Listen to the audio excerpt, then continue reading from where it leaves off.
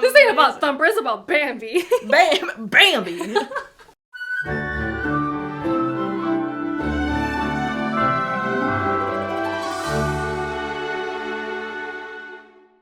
Welcome back to Ever Disney Movie Ever. My name is Jess and I'm watching Ever Disney Movie Ever. Today we have Selena. And we are going to be talking about Bambi II. Bambi II is a 2006 animated direct-to-video release. It is directed by Brian Pimental. Supervising animators include Andrew Collins, Bernard Derriman, Mark Henn, and Peter Lommerse. It is edited by Jeremy Milton and Mark Solomon. Music by Bruce Broughton, and it's written by Alicia Clark. The film stars Alexander Gould as Bambi, Patrick Stewart as the Great Prince, Brendon Baerg as Thumper, Nicky Jones as Flower, and Andrea Bowen as Feline. The film has a 50% on Rotten Tomatoes, and it was released on video here, but it was released in theaters in some other countries. Animation speaking, I think this is stunning, especially for a direct-to-video release. And direct-to-video releases have been very, they're either crap quality, very, the bottom of the ring television release quality, or they've been, could hold their own with theatrical release, and I think this could hold its own with the theatrical release. I think the animation is stunning. I think some of the lighting and watercolor backgrounds that have the same spirit of the first one were beautiful. Love the lighting, for sure. It's just, it was very different from the first movie, but I just liked it in this one more. Yeah, this one it felt a lot more woodsy, natural lighting.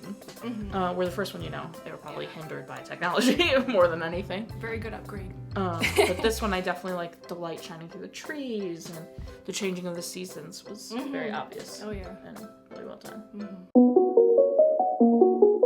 It's more modern compared to the first movie. I keep 100%. Comparing it to the first one, but no, you can't help it. It's when it come out? Bambi, the first one? Or Bambi II, 2006. 2006, yeah, it's more modern because 2006 is very different time compared to when the first movie came. Yeah, when the first one came out. So yeah, I really liked it. It really brings more emotion. Sure. Especially in the beginning when it was talking about transitioning from winter to spring. And then my favorite song was when Bambi and his dad were bonding or getting closer. So that touched my heart. Sure. And then towards the end when am I allowed to say this? Of course you, whatever. When Bambi quote unquote died. Okay, well the movie came out in 2006. So I don't think we have to exactly worry about. They also know it's a spoiler. They're spoiler reviews. Okay, so yeah, that part really brought more emotion. I didn't cry because I knew he was gonna be okay, but yeah, I just like the music in that one, and also when Bambi and his dad were bonding. Now, is the one when they're bonding, is that one of the ones that has words? Yeah. Okay. So the first one that has words was I liked the most. The one right at the beginning, I liked the most. The one with the bonding, I didn't hate obviously the lyrics and the meaning of the song, but the song gave me major Carly Simon doing the Winnie the Pooh soundtracks for a couple movies vibes, and I hated those. Wait, a couple? Yeah, so Carly Simon for 2 or 3 Winnie the Pooh movies did the music, and it was a lot of Winnie the Pooh has always had those choir or narration songs, you know, in the original movie you got the rain, rain, rain came down, down, down, watching rising pay with, that song, or Pooh Bear sings the hum dum dum songs and stuff like that, or Tigger sings his song, whatever. But they had never really done super an outside voice does song narration. Okay. So Carly Simon did it, and every single one was terrible. I hated it so much. So the second one, while obviously I love the meaning and lyrics behind all of these, the beautiful, them bonding, all this kind of stuff, I hated the sound of it. I didn't like, she had a similar tonal quality to Carly Simon, and it I think doesn't match the tone of the movie. Not that the lyrics don't match the tone of the movie. Okay, just the song, in a way, and just the way she sings it. I'm where did this come from? Bambi was also, the original Bambi is drip, drip, drop, little April showers, which is also a very ethereal choir, and then we're in here having It is really different. Yeah, now the score, I loved the score. The score was beautiful. So like when Bambi's, is Bambi dead? Oh, that was the score? Like Yeah, that one didn't have words, did it? No, that was just like... That's the actual normal score. Yeah, orchestra. okay. Yeah, so like that's I beautiful. did not know that. Yeah, that was really nice. Yeah. So I'm definitely with you on like the score side of it. It's gorgeous. Yeah, and I see what you mean about like the... What do you call her? the woman. Song with the lyrics. Yeah, the woman, the narration. Yeah, it did seem kind of off. Like, not gonna lie. I'm glad you love the song though. Like, it is a beautiful. I just really like the meaning behind it. Yeah, for sure. In that scene, in those scenes. And I liked the opening one. I didn't hate the one she sang in the opening. So I was like, okay, and it like that set the tone. So it wasn't like I wasn't expecting a second one, but I'm picky. So the second one, I was like, Yeah. So you kind of sound like Carly Simon singing Winnie the Pooh, and I hate that. The beginning was kind of rushed. To me. My god, that's my first note. Yeah. My first note is like it starts so fast. Yeah. It starts with his like mother. Like right away. Which obviously everyone knows if they've seen the original movie is like the worst scene. Because in the first, like in the original, like it was so much sadder and like more emotional. 100% because you have the build-up of never go out on the meadow. Exactly. His mom's like, and then his mom dies, and it's really big sad, and you know what happened, but Bam doesn't know what happened. Then he's looking for his mom, and you're like, his mom is not there, she died. Like, and then in this one, it went straight to the point. Like he just saw his dad, and then she's not gonna be rich anymore. Let's go. Didn't have like. Obviously, because we didn't see like the death of his mom happen and everything, we're not ready to be in that emotional state. But also, Bambi didn't sound like he was in the same emotional state that he was in the first one during that scene. Because he gets like really worked up looking for his mom when his dad interrupts and is like, "It's not safe." He gasped too. He was like, right. So I feel like I'm totally with you. It starts way too fast and jumps right into it. And it's not necessarily a bad thing when stories try to like get to the point really fast. Yeah. But in this movie's specific scenario, I really think they could have taken their time getting there. Yeah, same. Or just started with him with his dad already. We knew that happened. Like it's a midquel for a reason. Like we've seen Bambi. Okay, you would expect. So I agree that it started really fast. Yeah. I also feel like while the whole point of the movie is for him and his dad to bond, the movie itself feels plotless. Like there isn't a real like, there was here's a lot going goal, on. We're going from point A to point B to point C to point D. Like it was just, they need to bond because they're father and son. But there was no like, what is Bambi's goal for the end of the movie? He's not being a real active character. Do you know what I mean? And then the same with the dad. I mean, the dad, Great Prince, had somewhat of a goal of like trying to find a mom for Bambi. Yeah. Which he wasn't even doing. He was having the owl do. Yeah. So I guess because he's a busy guy, he's like, okay, you take care but of like that. We barely see what he does, right? Like he's trying to train Bambi on what he does, and but then like the forest, not. make sure everything's Gucci, I guess. Right. So it felt very, to me, like plotless, which the first one doesn't necessarily have a plot. Just about Bambi. That one is about like Bambi learning and growing. Coming of age.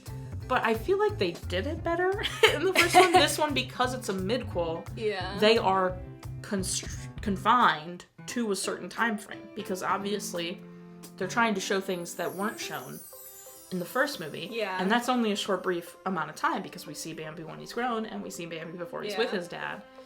So to me, it felt kind of plotless and not in a good way. It was like, I mean, I'm not mad watching Bambi and his dad bond. It's beautiful, amazing. We love it. And I like to see Bambi with his friends more and stuff like that. But it didn't, like, I wanted Bambi to be striving for something. And it wasn't like, he wants to be close with his dad, I'm sure. But it wasn't like, there. I wish maybe they pushed a bit more for, like, maybe Bambi asking about his mom more because his mom just died or something like that. You know, it seemed very like, here's what's gonna happen now, I guess. I want to ask you something. How did you feel about them bringing Rano into the picture? Great. This is my next note. Rano sucks. I don't understand. Oh my god, I hate him. He's such a turd blossom. Such a brat. He is. And then also is so unnecessary. There's literally no reason for him. He only showed up in the first movie like one time. Was that Rano? Yeah. Oh, okay. Bet. So they gave him a little backstory in this one, I guess. But in this one, a little history. He's so unnecessary in this one. Because there isn't, like, I've already talked about how there isn't, like, a driving force plot, right? Yeah. It's just, like, Bambi and the Great Prince kind of bonding and Bambi kind of growing a little bit. Mm-hmm. And Rano just being there to be some sort of antagonist is stupid. Like, it's just, it's so unnecessary and there's no point. Like, I don't think Rano super contributes to Bambi's growth in this movie. I think Bambi, like, later on, trying to learn from his, well, obviously, the original Bambi, he definitely contributes. But in this one, I he just learns to headbutt someone with Rano and then just starts practicing with his dad. I don't know. I think it had something to do with Faylene too, because she was already, or she's part of the friend group. And... Right. Well, and I loved that. I loved seeing more Faylene. Oh yeah. Because in the first one, it's like he meets her and then then they get together. Girls. Wherein, you know, Twitter painted. Wherein, for real. This one, she's like actually part of the friend group, which I really liked to see. So, I definitely, Rano's just is the worst. Yeah. He's like, sorry, Disney World. I agree, like, the beginning was rushed, a lot was going on, because, everybody was just doing their own thing, and it didn't really focus on a main, like, point. Right. And, like, I kind of wish they, like, talked more about, like, his mom, too, because whenever, I noticed this the second time I watched it, so whenever, like, Bambi, like, bring up about, like, his mom, like, you could kind of see the Great Prince, like, feeling really sad. Right. So I'm like, wait, like, were they really close? Like, we don't know nothing about the relationship, like, so I kind of wish they dove that more and, like, so we could, like, know what they were back then and, like, understand the relationship. Absolutely. Like, why are you sad? Like, I guess, like, it was romantic because it seemed like it. Right. And the Great Prince isn't in the first one, like, at all. Yeah. So it's like, if he was romantically inclined toward Bambi's mom, where the heck was like, he? I want to know. He was an absent father until it was necessary. Yeah, I want to know what happened between them and, like, what else. So, yeah, more about that. And, like, I kind of want to, like, see how they go through this, like, grief, like, together, you know? Yeah. In a way, but, like, they're animals, so, like, they don't really, like, do that. They just they're move on with already their talking. lives. Like, they might as well and, like, do the emotion to it as and, well. like, the sad part was, like, throughout the whole movie, like, he was telling Bambi, like, we have to move on, like, we can't focus on the past, and he was, like, literally, like, holding all these feelings back, and then, like, towards the end, he just lost it and, like, started crying. And, yeah, I just thought that was really sad, that he was holding on to these feelings and grief for so long. Yeah. And... But also, like, I get it. He's a great prince. He's a great prince. Well, still no. Like, lead by example and show your son that it's okay to feel your emotions. Exactly. But Bambi taught him that, which I thought was really sweet. And I also thought it was super predictable.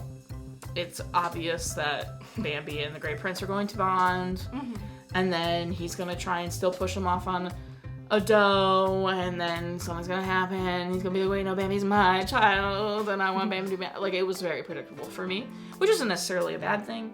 I think mid-quels are so hard to do. Mid-quels are almost always not great, in my opinion and in my experience. The only mid-quel so far that I think has, like, genuinely made me be like, oh, I didn't hate this, was Tarzan 2. Okay. Yeah. Because I felt like they didn't, like, retcon a bunch of stuff, which is really nice. The midquels that I've hated the most, every single Beauty and the Beast sequel. They've all been midquels. Absolute trash. Garbage. Unnecessary. So horrible. You want to talk about time constraint.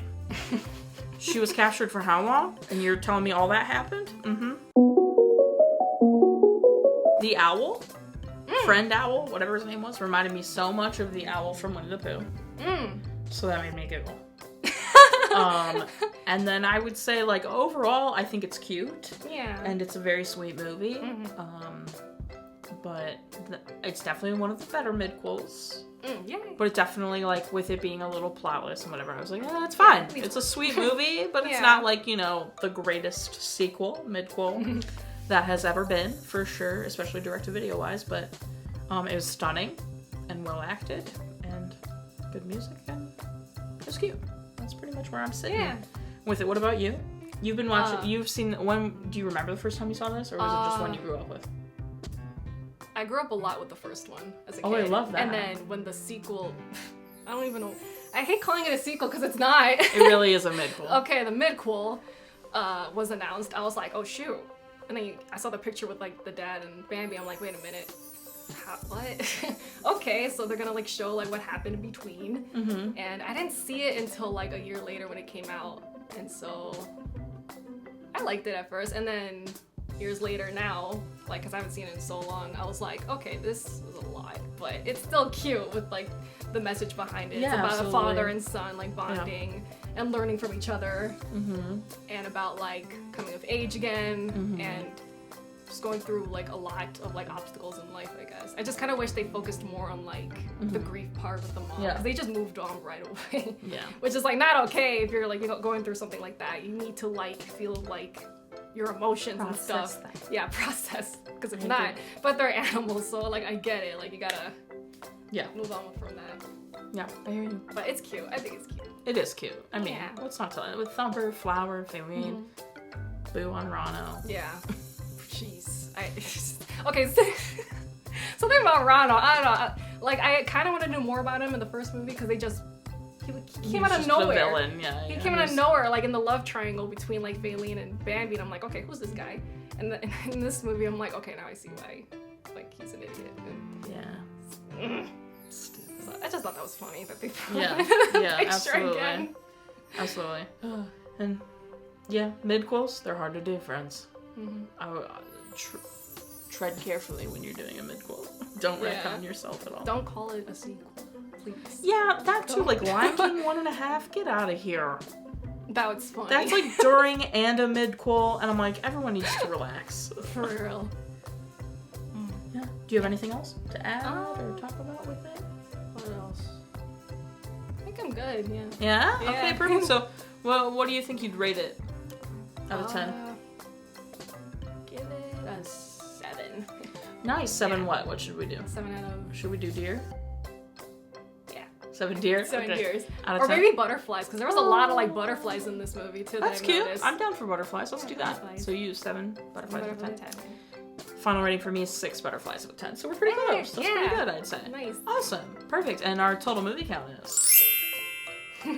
I'm not counting the parent death because we counted it in the first Bambi. So I'm not going to count it twice. That would be ridiculous. Almost parent death. So, parent death total and cry count are still the same. If you want to keep up with what movie I'm watching when, follow me on Instagram before you'll find out what movie I'm watching when. I put up videos every Monday, Friday, and sometimes Wednesday. Follow Selena on YouTube. She's got her channel. It's dead at the moment, but it's okay. No, that's okay. Still follow her because it's worth it. Thank you. Is all the old stuff on there? Yeah. Yeah, so you can watch it, binge. Yeah. Binge all our old stuff. Come on now. Get with it. If you like cosplay, if you like Kingdom Hearts, if you like Final Fantasy, if you like... Yeah, that's pretty much it. That's pretty much it. Cosplay, Final Fantasy, Kingdom Hearts. That is pretty much it. Yeah. Oh, there's some other random stuff in there. Makeup tutorials. Which kind of has to do with cosplay, I guess. Almost forgot about that. Follow Selena, man. She's great. She's also linked in the description always. So she's under the list of my friends. And well, thanks for being here. Thanks for having me in this video and wanting to be in the Bambi II video. I love that so much. I was so excited to hear your thoughts. Yay! I'm so excited. Because she never saw Were you this. okay with that? Yeah. Oh, good. Yeah. That's great. Yes, I had never seen this. Join Patreon. Got a tier starting at just $1. You get every video a week early and a coupon code for merch. Buy merch. This is Patreon exclusive merch. But there's a lot of other merch. And until next time, comment, like, subscribe, and I'm not in charge of your life, yours for you, and don't be Rano about it. Yes, don't. Because he sucks. Let's go. Okay, bye! Bye.